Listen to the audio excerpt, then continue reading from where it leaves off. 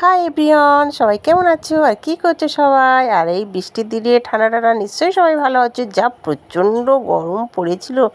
তো যাই হোক, আজকের আমি একটা রেসিপি নিয়ে চলে এলাম, এঁচড় চিংড়ি। দেখো, আমি প্রথমে এঁচড়গুলো কী করে নিয়েছি বলো তো, সিদ্ধ করে নিয়েছি। তারপরে চিংড়ি মাছগুলো, একটু বড়ো সাইজের চিংড়ি মাছগুলো আমি কী করি, ভেজে নিচ্ছি। দেখো ভাজাটা দেখো তো, মেয়েই করছে। মেয়েই বললো, মা আমি চিংড়িটাই ভাজবো। তো আমি তো ভাজ। তো দেখো, মেয়ের চিংড়ি ভাজছে। এটা হচ্ছে বাগদার চিংড়ি দিয়েও এঁচড় হবে। তো আমি আস্তে আস্তে চিংড়িগুলো দিয়ে দেখো যত সুন্দর করে আমার মেয়ের চিংড়িগুলো ভেজে নিচ্ছে। আর একটু বলেছি হালকা হালকা করে ভাজবি, না তো বেশি ভাজলে আমার ভালো লাগে না, চিংড়ি মাছ বেশি ভাজলে। তো চিংড়ি ভেজে তুলে নিয়েছি। এরপর গোটা হচ্ছে গরম মশলা দেওয়া হলো, তারপর একটু পাঁচ ফোড়ন দেওয়া হলো, আর তেজপাতা দিয়ে ভালো করে নেড়ে চেড়ে একটু ভাজা ভাজা হচ্ছে, মানে ভাজা ভাজা হয়ে গেছে। এবার আমি চলে এসেছি। ও তো আর কড়াই দিতে পারবে না, হাতে ছিটকে যাবে। তো দেখো, আমি এবার পেঁয়াজ কুচিগুলো দিয়ে দিলাম। দিয়ে পেঁয়াজ কুচি দিয়ে ভালো করে হচ্ছে এটাকে এবারে ভেজে নিতে হবে।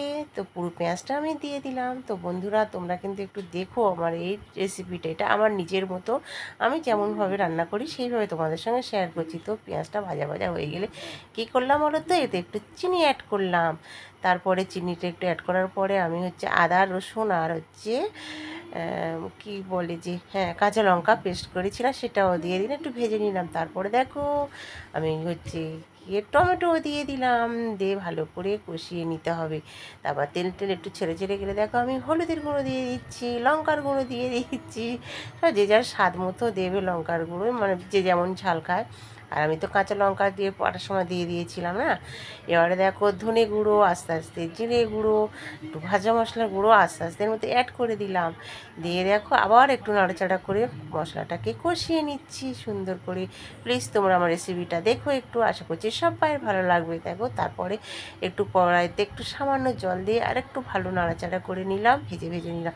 তারপরে সেই সিদ্ধ করা এঁচড়টাকে দিয়ে দিলাম, এর মধ্যে অ্যাড করে নিলাম।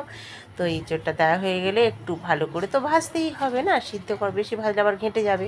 আস্তে আস্তে অল্প আঁচে আস্তে আস্তে আলতো হাতে ভালো করে নাড়াচাড়া করে নিচ্ছি। দেখো আর মেয়ে বললো, মা আমি আর পারবো না, এবার তুমি দেওয়া হয়তো করো। তো আমি করছি। তারপর দেখো একটু দইও দিয়ে দিলাম, অল্প করে একটু দইও দিয়ে দিলাম, মানে টক দই দিলাম। তারপরে কাঁচা লঙ্কাও দিয়ে দিলাম। তারপর ভালো করে ভেজে নিয়ে মশলার সঙ্গে কাঁঠালটাকে ভালো করে কষিয়ে নিয়ে তারপর আলুটাকে আমি ভেজে রেখেছিলাম। তো দেখো এবার আলুটাও ওর মধ্যে অ্যাড করে দিলাম।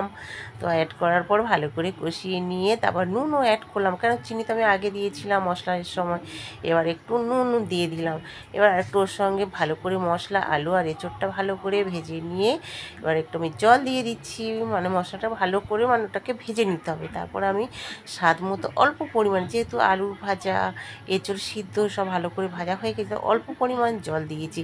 দিয়ে একটু আমি ঢেকে দিলাম সামান্য। তো এবারে এটা ফুটতে থাকবে, ফোটা হয়ে গেলে দেখো আবার তুলে নিলাম।